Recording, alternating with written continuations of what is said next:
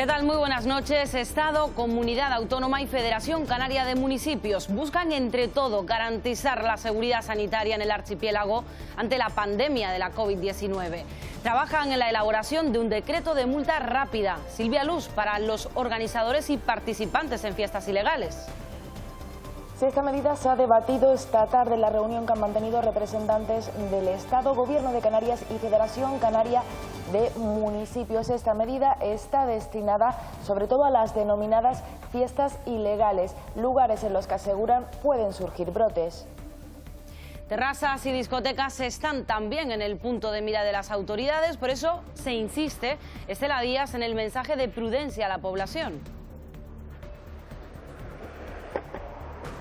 Así es, las autoridades sanitarias hacen un llamamiento al civismo a las puertas del fin de semana. Esta es la imagen que presenta la avenida de Anaga en Tenerife, escasa distancia social y pocas mascarillas. En Canarias hay 14 brotes y 173 activos.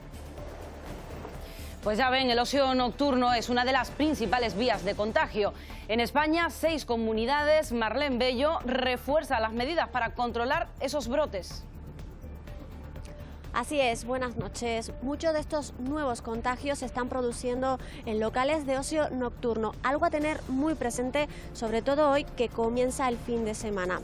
Sanidad ha notificado que hay 922 nuevos casos en las últimas 24 horas. El 60% de estos nuevos contagios se están registrando en Aragón, Cataluña y Madrid. Y más cosas, hoy se ha presentado en el Parlamento el Plan de Vivienda 2020-2025. Va a suponer la construcción de 6.000 nuevas viviendas protegidas en alquiler y la rehabilitación de los parques de viviendas de las islas. El plan generará además unos 28.000 empleos en el sector de la construcción. 49 inmigrantes han llegado esta tarde al muelle de Arguineguín, en el sur de Gran Canaria, tras ser interceptados a bordo de una patera a 1 milla de la playa de Maspalomas. Y no han sido los únicos. Esta mañana llegaba otra embarcación con 13 hombres a Playa Chica, en Santiago del Teide, en el sur de Tenerife. En este caso se ha abierto una investigación porque podría haber llegado a través de un barco nodriza. Un llamamiento a la solidaridad. Se han tenido que suspender 15 operaciones quirúrgicas por falta de sangre. El Instituto Canario de Hemodonación pide donantes de forma urgente. Además, se necesita sangre de todos los grupos. Y estas son imágenes que han podido captarse del momento en el que un meteorito entra en la atmósfera, justo antes de descomponerse en pequeñas piedras y caer entre Icod y Buenavista. Los vecinos de esta zona de Tenerife no se percataron de este fenómeno. Y en los deportes, buena temporada para la Unión Deportiva Las Palmas, así al menos Miguel Quintana lo valora su presidente, Miguel Ángel Ramírez. Buena temporada y una nueva delantera a la vista. Dani Ojeda, un exjugador de la cantera amarilla, ahora en el Leganés. Rubén Castro, que puede renovar, y Sergio Araujo, que volvería con opciones de quedarse. Pueden ser los nuevos delanteros, según hoy confirmó el presidente amarillo. Y en apenas 14 horas arranca el partido que decidirá el segundo equipo canario en Segunda B. Ya están en el Hierro San Fernando y Tamaraceite, en un partido que volverá a contar con público. No habrá espectadores, sin embargo, en el 12º Clinic de Atletismo de Santa Cruz de Tenerife, pero sí muchos atletas de nivel, algunos preparando unos Juegos Olímpicos que arrancan justo dentro de un año.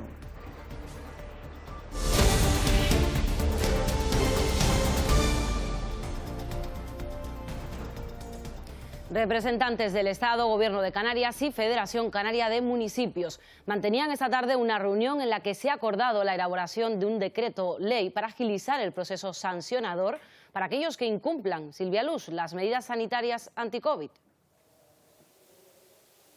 Sí, con este decreto de ley se busca agilizar las medidas sancionadoras, sobre todo para aquellos eventos privados de carácter ilegal en los que no se cumplan las medidas de seguridad, unas medidas que pasan por el distanciamiento social y el uso de las mascarillas. Se controlará de manera más exhaustiva todo este tipo de eventos. Hasta ahora ha comentado el consejero de Sanidad del Gobierno de Canarias que la situación en las islas está controlada controlada, pero se persigue evitar algún tipo de brote. Para ello se trabajará de manera conjunta y coordinada con todas las fuerzas policiales. Evitar que se repitan escenas como estas en las que no se cumplen las medidas de seguridad es el objetivo que tiene el nuevo decreto de ley en el que ya trabaja el Gobierno de Canarias. Incrementar, intensificar la lucha contra todo este tipo de eventos que en cualquier momento nos puede provocar alguna situación similar a la que se han dado en regiones. Las sanciones se endurecerán tanto para los organizadores como para los asistentes, estableciendo un mínimo de 100 euros para estos últimos y se incrementará la vigilancia. Vamos a agilizar todo el régimen sancionador, transformándolo en una normativa mucho más ágil, precisa y dura, y luego con la coordinación, el apoyo y la puesta a disposición de todos los cuerpos policiales en la vía pública, en las calles. El consejero de Sanidad ha destacado que esta medida no va dirigida a los empresarios de ocio nocturno que están cumpliendo de manera ejemplar con las normas establecidas, sino para aquellos que pretenden lucrarse de esta situación. Consejería de Sanidad que sigue insistiendo en que son las fiestas de amigos, familiares o incluso las que se convocan a través de las redes sociales las que están provocando mayor peligro en Canarias. Estela Díaz, el ocio nocturno vuelve a estar en el punto de mira. Las autoridades sanitarias advierten de que en terrazas, salas de fiestas y discotecas se producen la mayor parte de los contagios, motivo por el que hacen un llamamiento al civismo e insisten en la necesidad de mantener la distancia social y hacer uso de las mascarillas. El ocio nocturno está en el punto de mira de la lucha contra el coronavirus. El sector advierte de que endurecer las medidas podría afectar al empleo y también fomentar las fiestas ilegales. En este momento en Canarias hay 14 brotes con 173 activos. 33 días después de que se levantara el estado de alarma, Canarias mantiene su diferencial respecto a la península y es la tercera comunidad con menos casos de toda España por cada 100.000 habitantes. Los responsables sanitarios siguen con el objetivo de evitar la transmisión intracomunitaria. A día de hoy nos encontramos lejos de los parámetros registrados a principios de año. No estamos en la misma situación que en marzo, ni tenemos las mismas capacidades, ni la misma capacidad diagnóstica. Los laboratorios ahora tienen mucha más capacidad, la red asistencial está más preparada y la red de vigilancia también. Ahora mismo en Canarias hay 14 brotes, 5 relacionados con la inmigración, 6 brotes familiares, 2 brotes mixtos con diagnosticados de varios ámbitos y 2 brotes laborales. Preocupa especialmente, más que el ocio nocturno como en Península, las reuniones familiares de amigos y sobre todo las fiestas, algunas convocadas a través de las redes sociales. Hay una situación que puede desencadenar problemas futuros fruto de reuniones, de grupos de amigos, fiestas particulares, más que fiestas regladas en ámbitos del ocio nocturno. Esos contactos están provocando además que haya bajado en las últimas semanas el perfil de los contagiados, que es menor de 50 años y que aunque no desarrolla síntomas, sí puede transmitirlos a personas más vulnerables. Por otro lado, el diagnóstico también ha cambiado con más personas con síntomas que llaman a los centros de salud. Desde que empezó la pandemia se han hecho 171.000 PCRs en Canarias, 45.000 de ellos en el último mes. La Guardia Civil en Mogán, en Gran Canaria, ha denunciado administrativamente ante la Dirección General de Salud Pública al responsable de la fiesta a bordo de un barco celebrado el pasado domingo 19 de julio en el sur de Gran Canaria. Los agentes analizaron los vídeos compartidos en redes sociales, imágenes adelantadas por el periódico digital El Diario Canarias Ahora, y comprobaron que no se cumplían ni con las medidas sanitarias ni con el protocolo establecido para este tipo de eventos.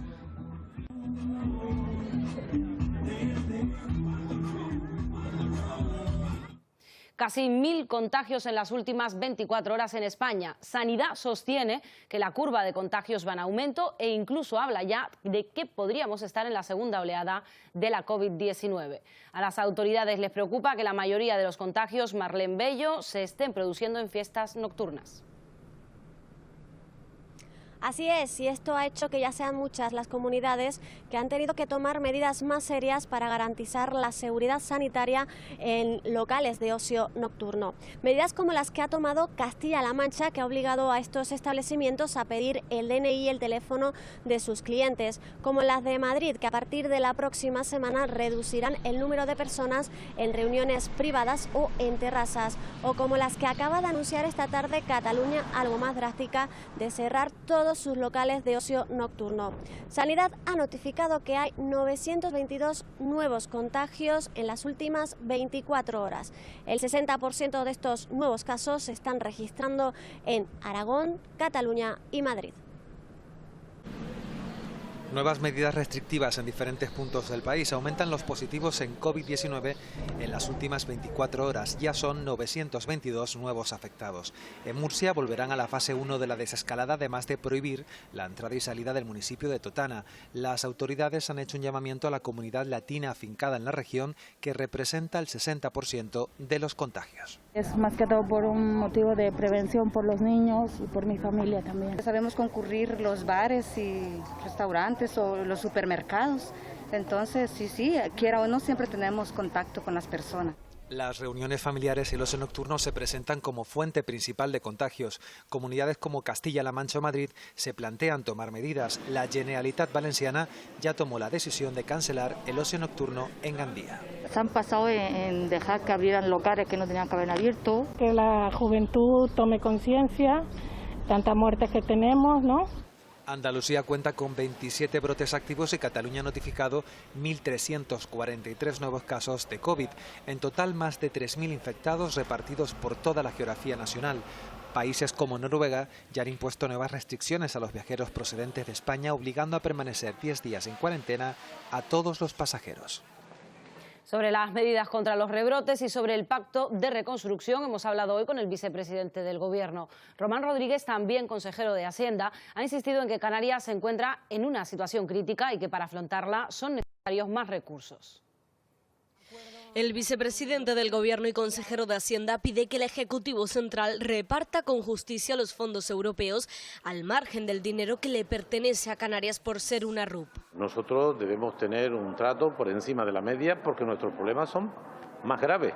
Es decir, se trata de reconocer que tenemos altas tasas de desempleo, de pobreza, dificultades en nuestro sistema económico. Sobre la situación de la pandemia en Canarias, Román Rodríguez advierte.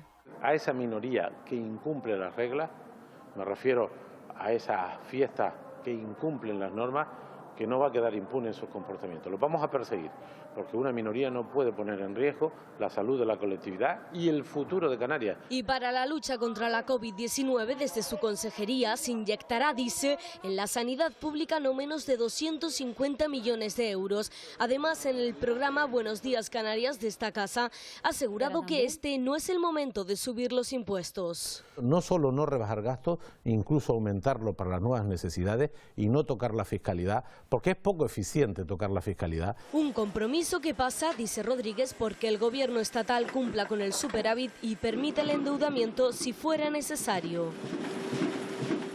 La hoja de ruta para el inicio de curso se va concretando. La entrada escalonada a los centros o el uso de la guagua escolar son algunos de los asuntos que preocupan a madres y padres. La consejera de Educación ha aclarado algunos detalles del protocolo de prevención. Lo hacía en el programa de esta casa en el Buenos Días Canarias. Diariamente durante el curso lectivo en Canarias hay más de 1.300 rutas de transporte escolar. Con el inicio de las clases, estas guaguas deberán cumplir el mismo protocolo que el transporte público. El próximo lunes, la consejería se reúne con el sector para definir algunos matices. Sería conveniente que los asientos estuvieran señalados y que el niño tuviera siempre el mismo asiento. De manera, siempre estamos mirando el rastreo que se puede hacer en el caso de que uno de los niños pueda haber un contagio. Sí. Entonces, necesitarán mascarillas para ir en la guagua y necesitará que el auxiliar de transporte, que siempre existe en todas las guaguas, le dé hidrogel y le lave las manos antes de subir. Otra cuestión que preocupa a las familias es la acogida temprana que facilita la conciliación. Las AMPAs, asociaciones de madres y padres, son las encargadas de este servicio. Lo tendrán que organizar de manera que que o bien mantenga a los niños con mascarilla hasta que ya venga el grupo clase al que pertenece ese niño, y ellos tendrán que tener un protocolo que desde luego nosotros les vamos a ayudar a hacerlo y a garantizar que esos niños, mientras esperan las horas de las clases, estén protegidos. Los alumnos que tengan que cursar sus estudios en turno de tarde, principalmente en secundaria, podrían sufrir ajustes en el horario, podría haber alguna reducción para evitar que salgan muy tarde, especialmente en invierno. La Consejería de Educación, que ya ha renovado todos los cargos que estaban pendientes. Rosario Gallán como directora general de Formación Profesional y Educación de Adultos. Fidel Trujillo como director general de Personal. Manuel Ramírez, director general de Universidades. Y José Saturnino como director de la Agencia Canaria de Calidad Universitaria y Evaluación Educativa. Confío mucho en ellos, todos ellos son personas amantes de la educación, conocedoras, con mucha pericia, y en estos momentos es lo que necesitamos, ¿no? La experiencia es fundamental y todos ellos, ya digo, son gente, la mayor parte de ellos de la casa ya han trabajado en los edificios centrales y conocen perfectamente la educación. Por lo tanto, muy tranquila y muy contenta de que hayan aceptado la invitación de pertenecer a este equipo. Canarias fomenta la vivienda pública y el empleo. El plan de vivienda de cara a los próximos 6 años plantea la construcción de 6.000 hogares y con ello la creación de unos 28.000 puestos de trabajo. Contará con una inversión de 664 millones de euros. Más de 664 millones de euros durante 6 años y casi 6.000 viviendas de promoción pública. Es el ambicioso plan de vivienda del Ejecutivo canario para atender la emergencia habitacional que hay en las islas.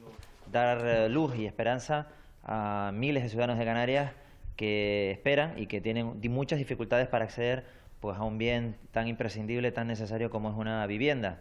El plan incluye también la rehabilitación del parque de viviendas del archipiélago, con más de 1 millón de casas, uno de los más antiguos de España, con más de 40 años. Está previsto que se generen más de 28.000 puestos de trabajo en el sector de la construcción.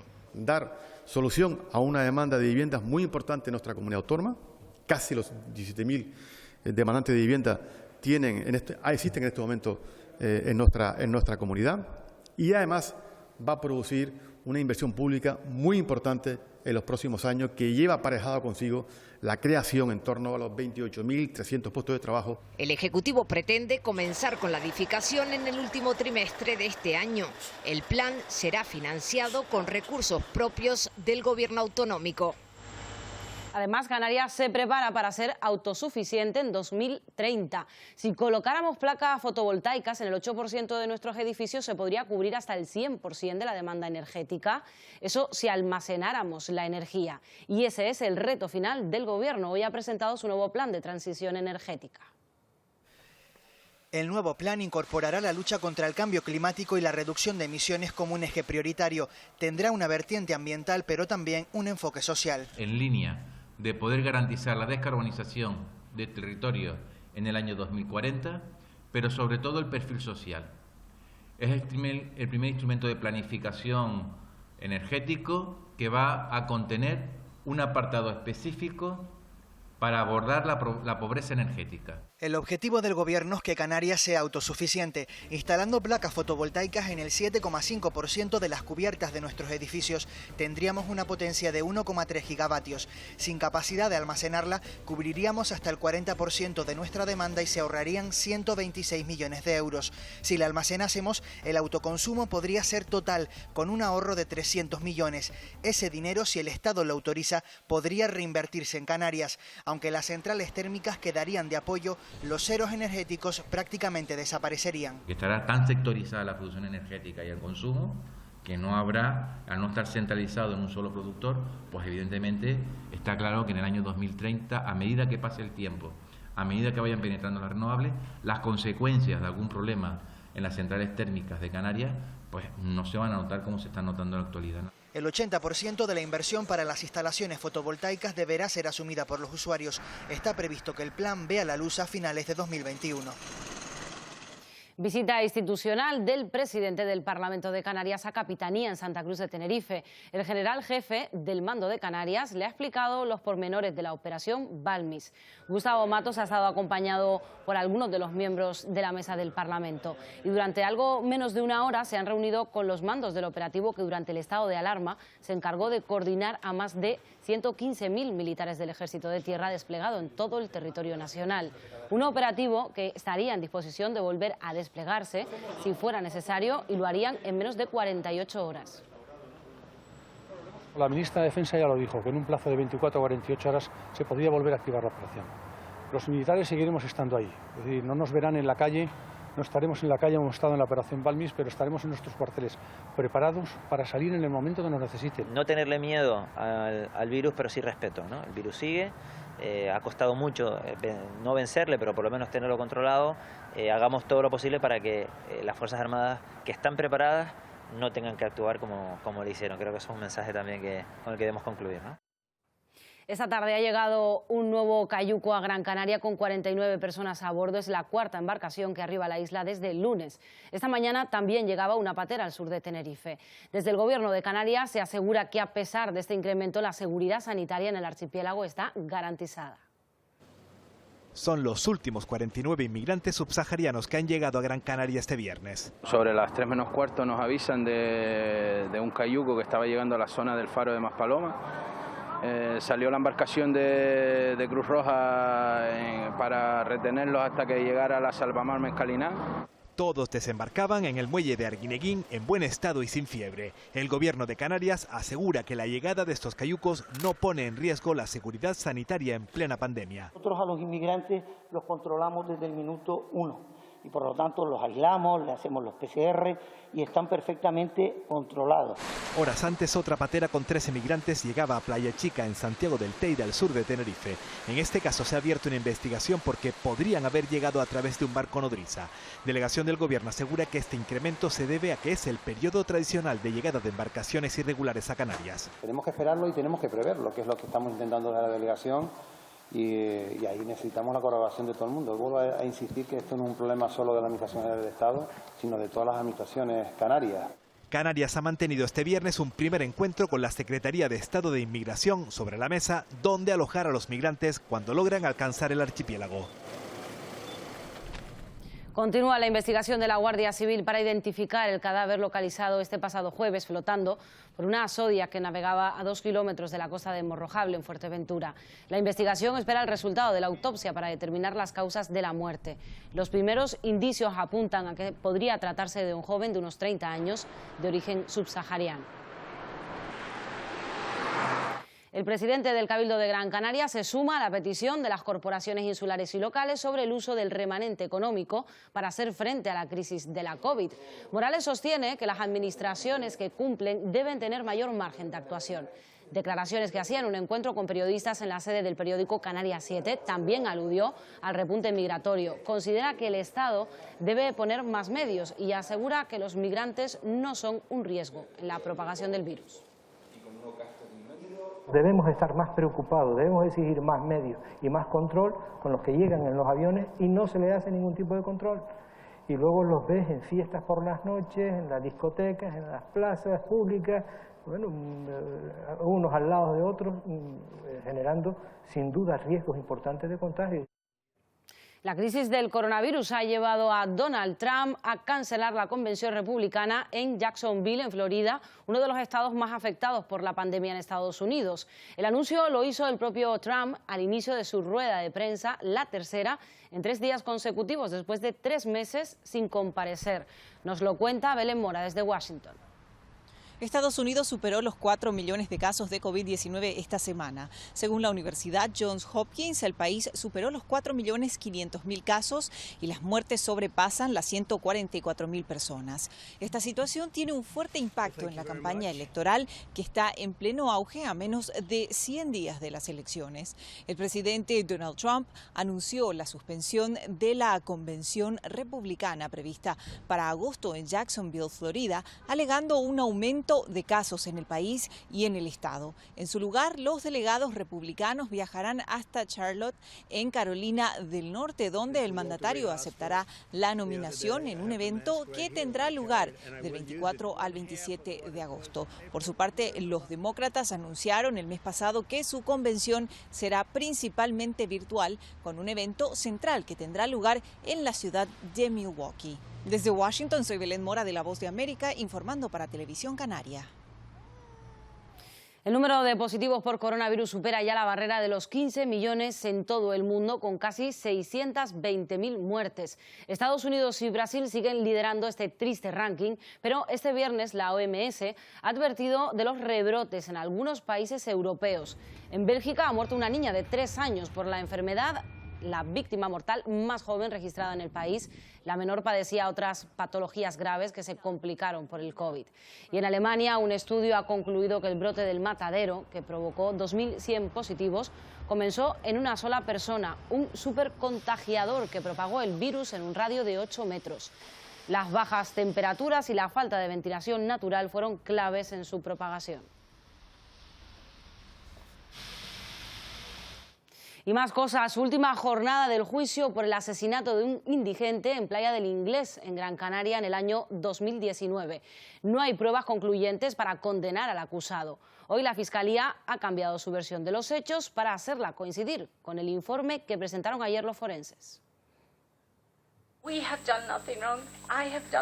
Ellos no han hecho nada malo, yo no he hecho nada malo. La esposa del procesado, acusada de encubrimiento, no puede ser condenada por ser su pareja. Su marido lleva 17 meses en prisión por un asesinato del que no hay pruebas concluyentes. Solo quiere decir que soy inocente de verdad.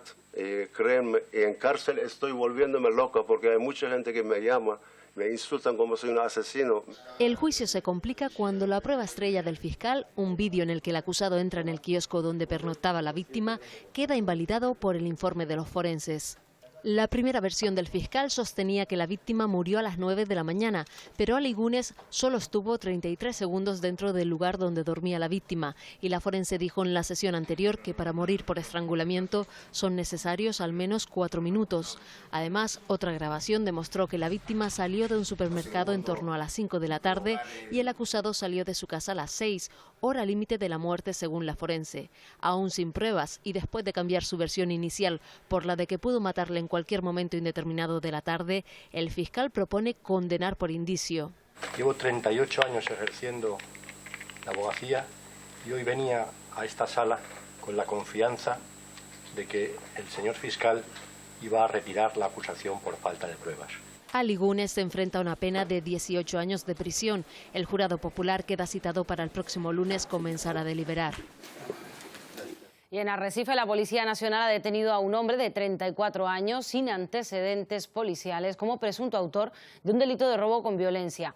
Los hechos se desencadenaron en la avenida Fred Olsen, en la capital de Lanzarote, durante la tarde del pasado domingo. Un hombre fue sorprendido por un individuo que comenzó a agredirle quitándole su teléfono móvil y varios efectos personales. La investigación policial continúa abierta y no se descartan nuevas detenciones. La investigación policial permitió identificar plenamente al presunto autor de los hechos, un hombre de 34 años de edad sin antecedentes policiales, quien fue localizado en Arrecife y detenido por un delito de robo con violencia. Aviso urgente a la población para que acuda a donar sangre. Los niveles de reserva son mínimos. El Instituto Canario de Hemodonación y Hemoterapia avisa de que sin sangre se ponen en peligro las operaciones. De hecho, ya se han cancelado algunas. En los centros de donación Isaac Tacoronte se cumplen con todas las garantías de seguridad.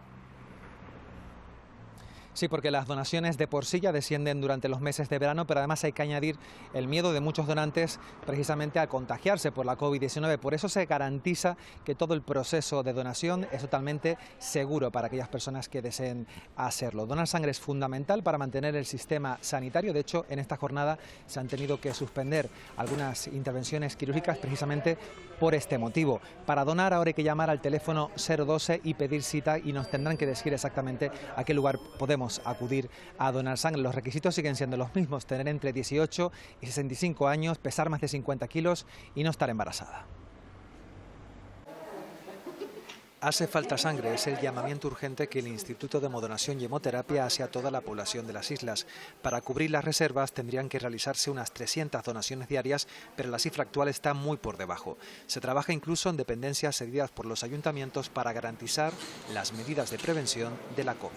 Estamos trabajando en locales cedidos por ayuntamientos o por entidades, en los que se reúnen todas las condiciones de seguridad, de separación entre donantes, mascarillas, limpieza de superficies entre donante y donante, con lo cual venir a donar en estos momentos es muy seguro.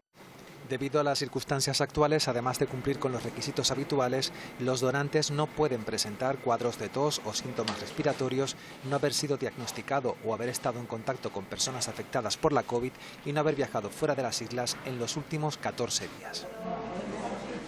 El Museo Arqueológico de los Llanos de Ayllane acogió esta tarde la 5ª edición de la Convención Política y Social del Isla Bonita Love Festival, un acto que este año se ha convertido en un espacio de encuentro para analizar los efectos de la pandemia.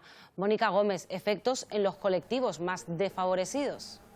Así es, se ha contado con diferentes ópticas para saber cómo el confinamiento provocado por la COVID-19 afectó al colectivo LGTBI, cómo los menores, los mayores, las personas trans o las mujeres afrontaron su día a día durante el aislamiento y también cómo lo vivieron sus familias. Y ya de por sí el confinamiento provocó estrés emocional en el conjunto de la población.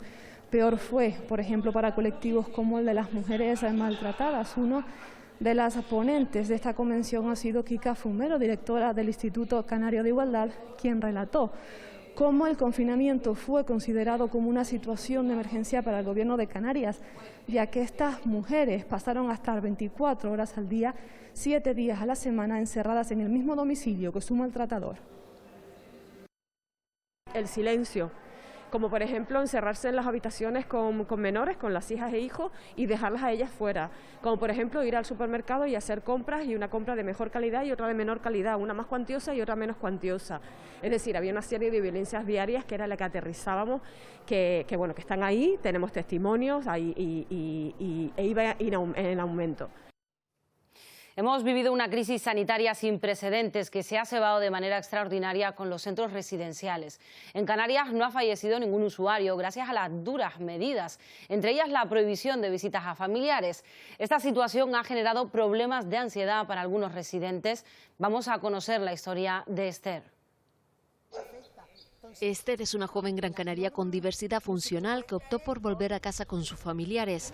Pese a que la vivienda no está adaptada, tomó esta decisión a los pocos días del confinamiento. Me provocó ansiedad. Si no llegase por el enfermero, a mí me da algo, porque yo no puedo tener una puerta cerrada, porque me da muchísima ansiedad. Hay personas que tienen bastante tolerancia al estrés y se adaptan a esta nueva situación, y hay muchas personas que tienen situaciones estresantes anteriores. Los psicólogos recuerdan que estas personas necesitan vínculos emocionales que les dé estabilidad, porque la salud psíquica es tan importante como la física. Hay muchos factores que están desbordándonos y nos están generando trastornos de ansiedad y muchísimas fobias. Hace ya casi un mes que se permiten las visitas de los familiares con protocolos específicos. Seguimos en una crisis sanitaria, el virus sigue presente, no lo hemos erradicado, y por tanto mantener medidas de seguridad sigue siendo vital para evitar ninguna tragedia en las residencias. Pese a las dificultades, intentan que mantengan el contacto frecuente a través de videollamadas y resaltan que estas medidas han sido fundamentales para evitar fallecimientos por coronavirus. Esta tarde la consejera de Turismo de Canarias, Yaisa Castilla, y el presidente del Cabildo de La Gomera, Casimiro Curbelo, han presentado el Plan Estratégico de Fomento del Norte de La Gomera. Ana Ramos, ¿en qué se basa este plan de dinamización turística? Se basa en 3 ejes fundamentales: el silvo gomero, la recuperación de bancales y el enoturismo, con la forastera gomera como protagonista, pues es una variedad de uva única en el mundo. Este plan se ha diseñado teniendo en cuenta las particularidades de Hermigua, Vallehermoso y Agulo para fomentar el turismo en estas localidades y potenciar el desarrollo sociocultural de la comarca norte de La Gomera.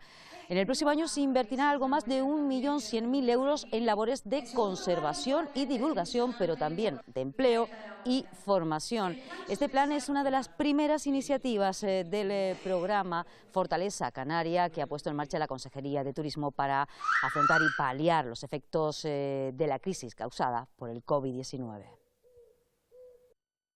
Queremos fomentar y darle un impulso al norte de La Gomera, a Hermigua, a Gulo y Vallehermoso, para convertirlos en más competitivos turísticamente y hacerlos un lugar de mayor desarrollo socioeconómico. Después de incorporar 500.000 euros para formación en un hotel escuela en Hermigua, se incorporan 500.000 más para desarrollar una estrategia en el norte de la isla de La Gomera.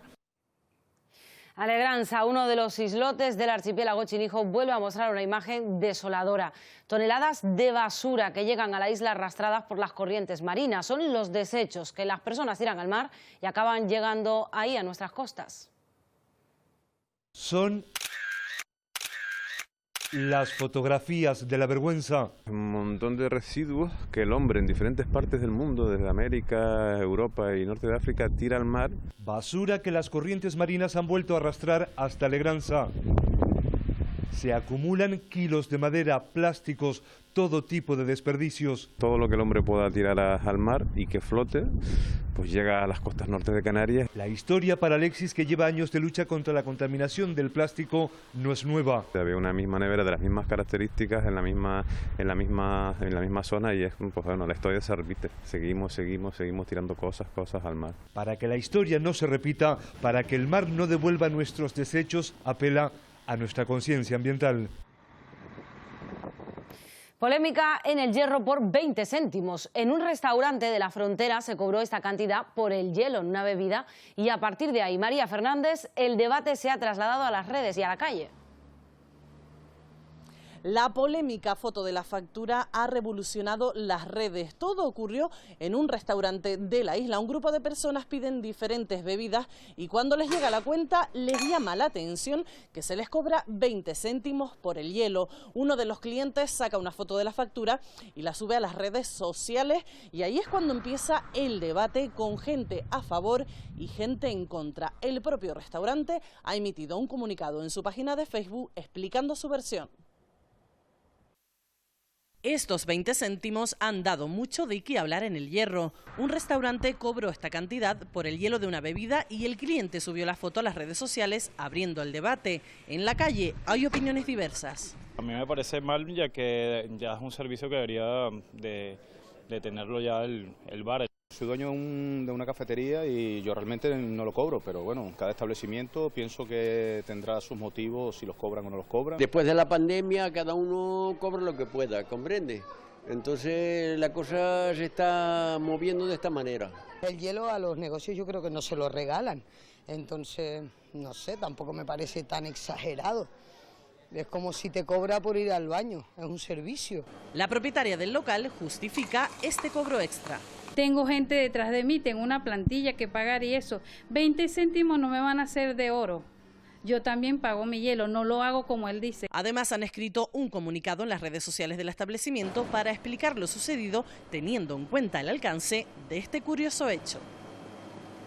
Puerto de la Cruz celebrará sus 3 principales festivales de verano con todas las garantías de seguridad y sin perder la calidad y cumpliendo con los protocolos. Y lo que hemos hecho es adaptar la programación de estos 3 festivales. Por supuesto que hay aforo acotado, que hay medidas de seguridad, que hay un plan anticontagio dentro de lo que es el propio plan de seguridad, que hay nueva ubicación, que hay nueva programación, porque también es distinto disfrutar de un concierto de pie que disfrutar de un concierto sentado. Entre agosto y septiembre el público podrá disfrutar con el Festival de Jazz, el FIF Festival y el Mueca. Serán en recintos cerrados, con distancia de seguridad y el público sentado. El primero en subir el telón, el Festival de Jazz, el 12 de agosto. Le sigue FIF Festival entre el 22 y el 21 de agosto y el segundo fin de semana de septiembre llegará Mueca. Todos se adaptan para cumplir con las medidas sanitarias. ¿Y qué tiene que ubicarse detrás de la cuerda, señora? De madrugada y sin causar daños, un meteorito impactó en tierra en Tenerife. No se han encontrado sus restos, pero los científicos los sitúan entre Icod de los Vinos y Buenavista del Norte. Si están por la zona, quizás encuentren algún fragmento, pero su tamaño es pequeño. Son más o menos como los de una moneda. Iluminó el cielo la madrugada del pasado 14 de julio y fue captado por la conjunción de varias cámaras, la recientemente adquirida por el Museo de la Ciencia y el Cosmos y la instalada en el Observatorio del Teide. Con ambas señales se trianguló la trayectoria del objeto y se estableció la zona de impacto entre los municipios de Icod de los Vinos y Buenavista del Norte, aunque por el momento nadie ha encontrado restos del meteorito. No he visto yo nada, lo he visto por redes sociales nada más. Nada, la verdad que no. No, por aquí no hemos notado nada, en principio no. Nos hemos enterado por las noticias. No sé si habrá algún afortunado o afortunada que haya encontrado algo. Y es que para encontrar algún resto habrá que agudizar la vista. Hablamos de fragmentos de un tamaño similar al de una moneda. Pensamos que puede haber caído fragmentos pues, de un tamaño así, unos pocos centímetros. Sería probablemente una piedra negra, pero muy lisa. Es decir, las piedras volcánicas, la roca volcánica que solemos tener aquí en las islas es como muy porosa, de origen volcánico. Esta no, esta sería muy densa y muy lisa. Y probablemente tendría contenido metálico, o sea que con un imán se sentiría atraída por un imán. Si tiene suerte y encuentra uno de estos fragmentos en el Museo de la Ciencia y el Cosmos, estarán encantados de analizarlos y certificar que posee el pedazo de una estrella. Pues hasta aquí nuestro tiempo, ahora se quedan con la información deportiva y luego una hora menos. Pasen muy buen fin de semana, sean felices.